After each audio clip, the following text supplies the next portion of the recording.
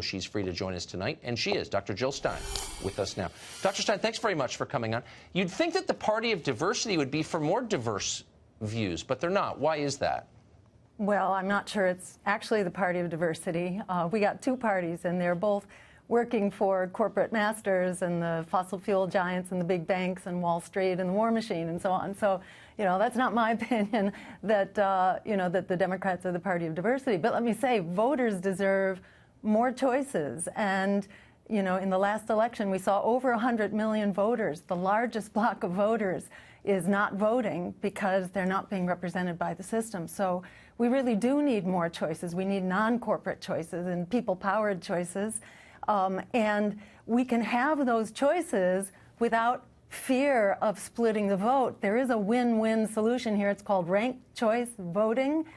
The state of Maine just passed it. It's used by millions of voters around the country. So it really makes obsolete this whole issue of, the struggle between, well, can we have choices or do we have to force people into two pigeonholes that, the majority of voters, almost 60% of voters are saying that we need a new independent political party because they're tired of being thrown under the bus by the other two, whether we have Democrats or Republicans. It's not working out so well for everyday working people who don't have health care. They're locked into debt and so on. We need more choices, and we can have it. So let's not keep that a secret. We should require, these electeds to actually pass a simple reform. The state of Maine just did it. It's available to us right now. We can have it before the 2020 election. I've followed that pretty closely because I'm interested in Maine. I'm not sure I understand ranked choice voting, or many people in Maine understand it.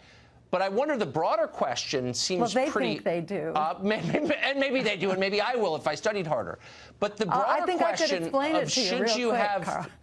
You could not. Trust me, I've tried. But here's the broader question. Why do the media cooperate with this effort to shut down anybody who offers an actual choice to what we have? Why wouldn't they be open-minded enough to let the candidates speak their piece, let voters decide, and the system work the way it's supposed to? Why do they have to crush people, accuse them of being Russian agents, if they have a different view?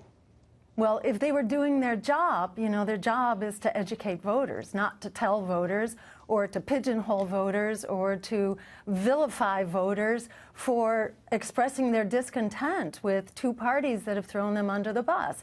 In the last election, we had two candidates who were the most disliked and untrusted in modern history. And 75% of voters were screaming for open debates. They wanted to hear from the Libertarian and the Green. They wanted to hear a debate about, for example, our war machine, which is going full speed ahead right now. The last tax day, the average taxpayer gave over $3,500 practically to the war machine and $40 to the EPA to give us clean air and water.